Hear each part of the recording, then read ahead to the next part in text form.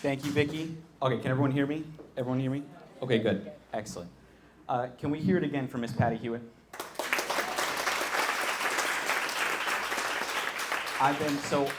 This is my first job as an organizer, and so I've told Patty this numerous times, but I had a very romantic vision of what someone running for office acted like and did and actively sought out folks. And Patty Hewitt exemplified everything that I thought a candidate should be and should do. So please, one more, please. So those of you who know me best know I'm an improviser at heart, but I did write a speech for you guys. So if I look at the paper instead of in your eyes, don't get too mad at me. But I felt there were some important things to get through. And let's start with how are you guys feeling? Yeah, no, I know. You don't have to lie to me. I know this was a tough one, okay? I know that is, and we'll get to that. But here's what I'm going to talk about in the next 10 to 15-ish minutes. I'm going to talk about my experience on the campaign. We're going to break down the loss a little bit. I think we need to talk about what happened. But more importantly, we're going to talk about why we should be proud of the work that we did here in Glynn County. Patty already touched a little bit on it. But Glynn County really is an example of politics done right in areas where it's really, really tough to organize if you think the things that we think. So let's start with me. For those of you who don't know me yet, my name is Jimmy. I'm from Virginia. I've had the absolute pleasure of being one of the organizers working in the Lanier Plaza field office alongside the Glynn Dems. We have another organizer here in the audience. Can we give a round for Jason? I also want to shout out our other two folks, Kendra Roll and Jennifer Daniels. The four of us could not have done anything that we could have done without being a full team, about seeing the vision together and working together. So let's hear it for our organizing team.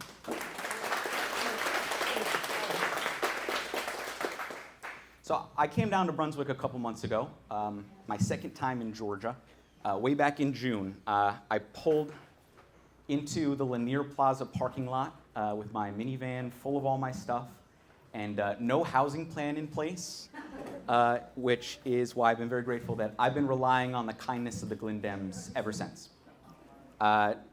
When I first got here, Chair Olga McKenzie, where are you, Olga? Everyone? For Olga? She was the first one to show me around the office and the first one to introduce me to you all at that fateful first debate watch party. Imagine that being your first week on the job. And I'm very grateful to you, Olga, for all the work that you do. Terry DeSimone, who isn't here today, I was sitting in the office and she was like, yeah, no, you can come live in my house. So I still owe her rent, but I've had a place to live thanks to her, which is awesome. I also want to thank Miss Susan Shipman, who got me into some Fancy Pants fundraiser. Susan, are you here today? No, okay, but she donated her ticket to me so I could go to some Fancy Pants fundraiser, and it was awesome. And it was a really cool experience. So, yeah.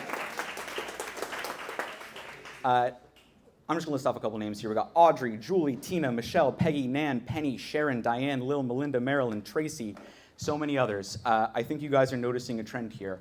I personally relied on, but more importantly, our campaign relied on the hard work of Democratic women who are willing to put in the time, the effort, the money, and the heart to win this election. So thank you for the work that you did. So come on, give it up for yourselves. Yeah. Yeah. Let's get through the tough stuff. I'll talk about the good stuff, but let's get through the tough stuff. So I don't know if anyone's been watching the news, but we lost. It's not ideal. The Trump Revenge Tour is beginning this January. And we have to contend with Trumpism for at least another 4 years. Who knows how much longer. So what happened? I'm going to tell you something that you're not going to hear from many major Democratic politicians. I'm sorry. We told you that this was the most important election of our lifetimes, and then we lost it. We got swept across the swing states. We got Nebraska. I'll take that as a win. But we got swept across the swing states and handed Trump his first popular vote victory. He expanded his vote total by upwards of 1 million votes. And between 2020 and 2024, about 9 million fewer people showed up to vote for Kamala Harris than they did for Joe Biden. And like last time, around a third of people who could vote didn't. They sat out this election. So I want to put some thoughts in your head, if you'll take them. Please be skeptical of anyone who tells you that this race was a foregone conclusion. You know, global anti-incumbency bias due to inflation, the decrease of people's actual wage growth, fine, whatever. A right-wing shift across the country, maybe. Plain old racism and misogyny, absolutely, played a part. It's not the full picture. We had the money. We had an historic amount. We had $1 billion. We had the momentum. I mean, the candidate swap changed this race overnight. Do you remember how that felt? Do you remember the excitement, the hope, the joy that we all felt? And one Sunday afternoon tweet while we were phone banking, I remember this is very funny. Jennifer was still trying to convince someone to come volunteer for Joe Biden as we just found out that Joe Biden was no longer the candidate. But come on, like we had that energy. You undeniably felt it. We also had the ground game. HQ told us that we built one of the largest organizing apparatuses in the history of democratic politics. In Georgia alone, we knocked over 655,000 doors and talked to over 209,000 voters at those doors. So what's left? Oh, yeah, no, hold on. Clap for that. Yeah. That is a good accomplishment. We'll get to more of the good stuff in a second. I got one more little bit about this. So what's left and what's next? We had the money, we had the momentum, we had the ground game. What's next? The Democratic Party at a national level has got to do a better job at speaking to the material realities that working class and middle class Americans face. Yes. Yeah. Not at the expense of any of our other priorities, but at the forefront of what we do must be a compelling case as to how we will directly improve the material conditions of working families. These are policies like paid family and medical leave, free school lunches for our children, an increased minimum wage, lower housing costs, and expanded access to health care. These are all things that Governor Walz did in Minnesota with a one-seat majority in the Minnesota legislature. It is true, we are one of the richest countries in the history of the world, and yet our people face record wealth and income inequality. This is a policy failure. Some of the poverty I saw canvassing over in Waycross and even here in downtown Brunswick, that is a policy failure. Our government is failing our people.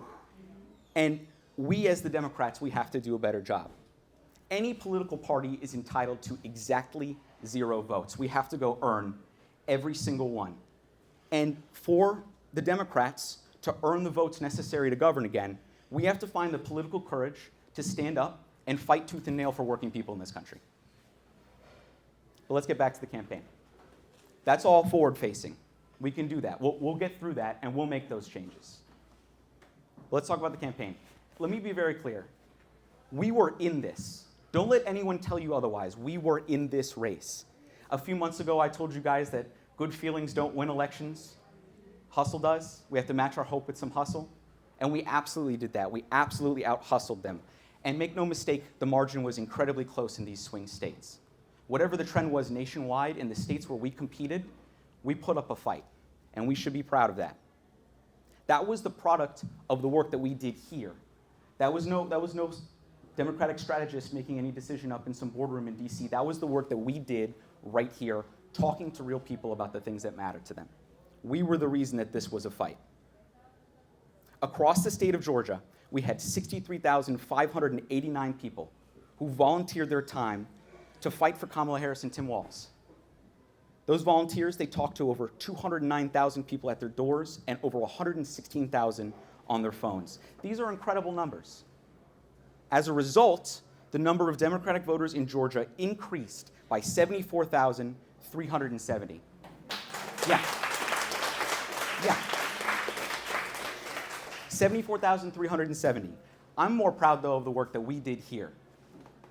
We may have lost 9 million voters nationwide. We didn't lose a single one here in Glynn County, not one. Not one. I looked at the numbers. Across the 10 counties that this organizing team covered, there were 38,636 Democratic votes in 2020. This time, we hit 38,989. At the Senator Ossoff event, I told y'all that we won by 74 votes per county in the state of Georgia in 2020. I challenged us to raise it by 74 more. We did that 3.5 times over. Mm-hmm.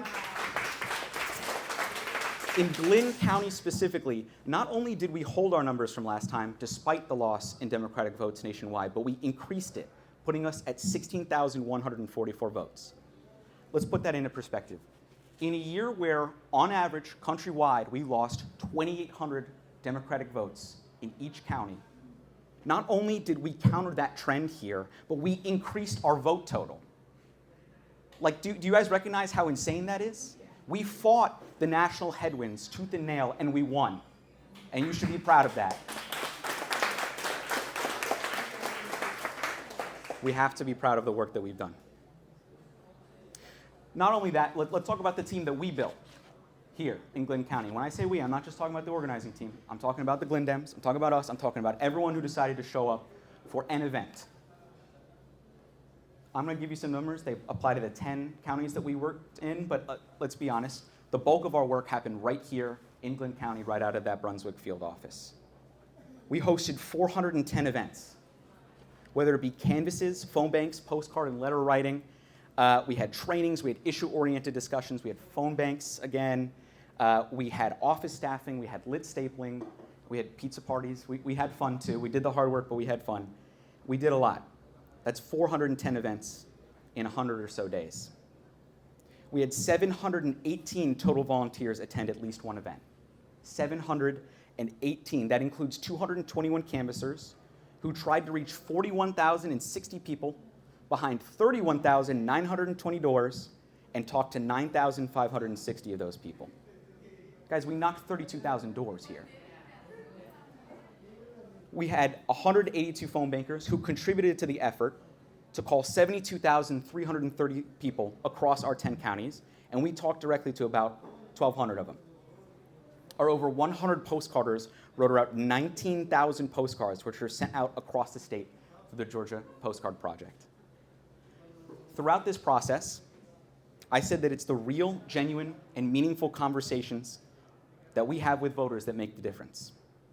Of the roughly 10,786 people we talked to, either at their door or on their phone, we identified and converted 7,452 supporters and made the case to an additional 840 who remained undecided. No, you can clap at that. Go ahead. Yeah. Again, to put that into perspective, that's 45% of the people who ended up voting for Kamala Harris this election. We talked to those people directly. Nothing we left at their door. We had a real, meaningful, personable conversation with them. 45% of the people who ended up voting. These are insane numbers. You have to be proud. We ran an incredible campaign here in Georgia, and especially here in Glynn County. Don't let this loss make you lose sight of the insane work that we pulled off down here. I said at the first Democratic Women's Luncheon that I spoke to way back in June that the National Democratic Party has traditionally ignored Democrats in rural, heavily Republican areas. But no longer. We have proven that despite the odds, the work that we did is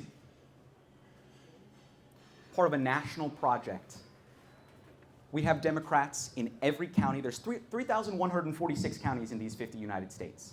There are Democrats in every single one of them. And we proved that it doesn't matter if you're up in metro Atlanta.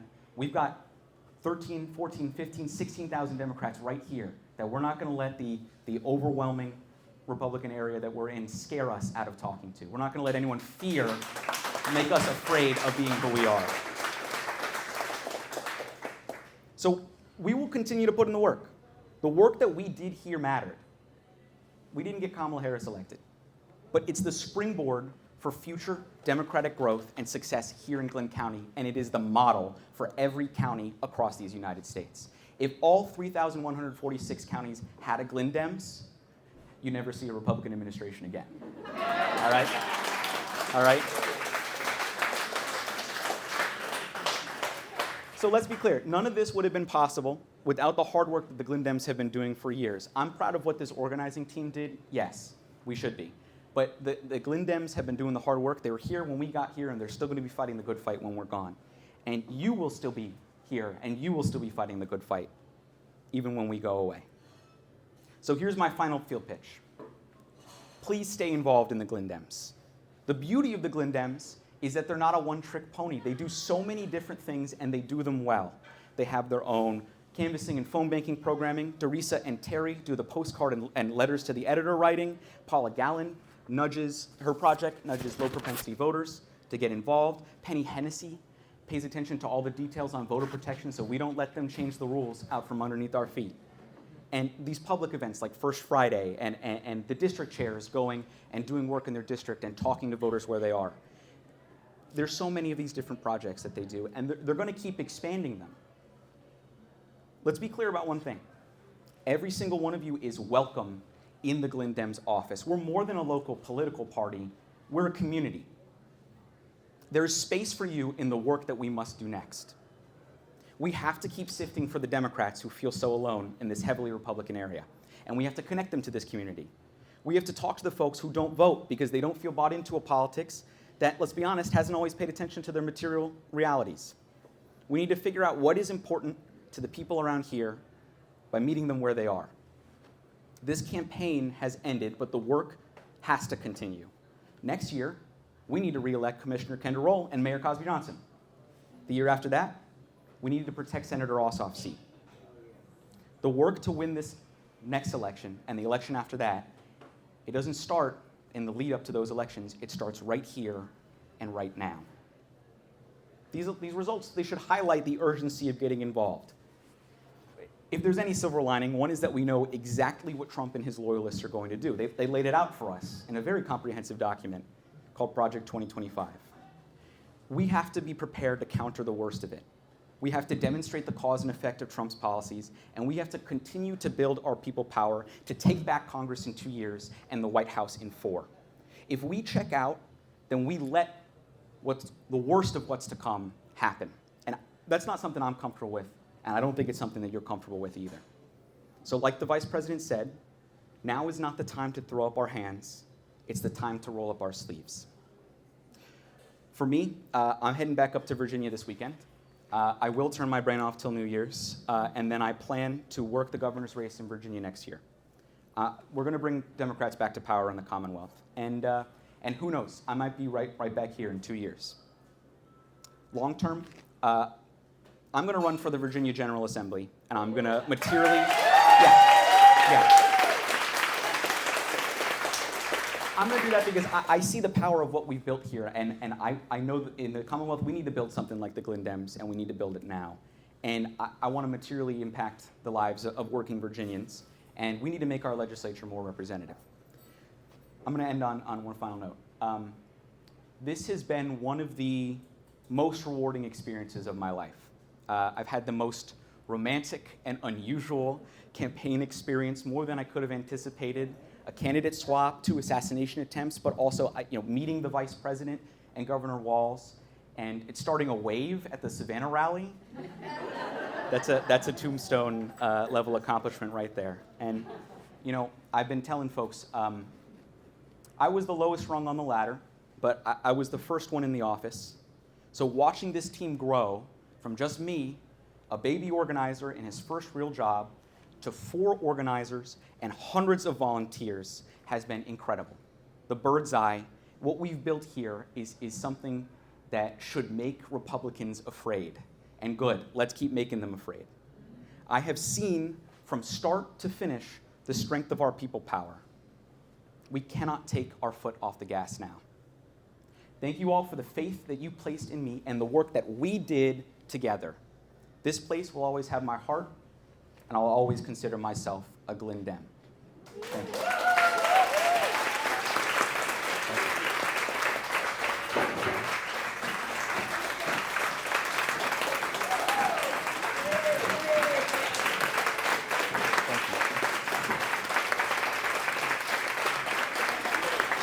Come on, man. Thank you. You guys can also ask me questions if you want, otherwise I'll go eat. Yeah. Okay, thank you. If you didn't mention mine. What now? Even if you didn't mention mine. Oh, I thanked you at the very beginning, Vicki. I did. I'm sorry, I didn't put you in the list of. Vicki, you were my protein shake supplier. How could I forget you? Come on. I miss you too. wonderful having you here. I'm happy to be here. This is like I'll be sitting on my deathbed